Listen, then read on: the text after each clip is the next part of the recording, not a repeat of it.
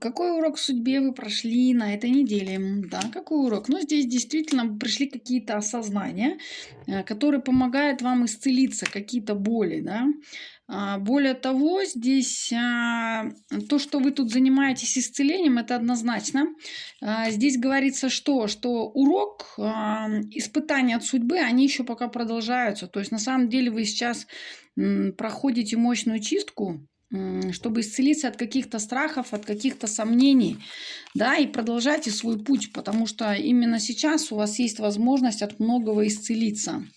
Вот прям закрыли, да. В общем, очищение у вас идет, да, после того, вот какая-то ситуация здесь, да, осознайте, что она наконец-то будет меняться, да, и то, что здесь что-то происходит непонятное, да, в какой-то ситуации, это во благо, в любом случае, это урок. И постепенно она выйдет в стабильность, да. Самое главное, проработайте свои страхи и сомнения.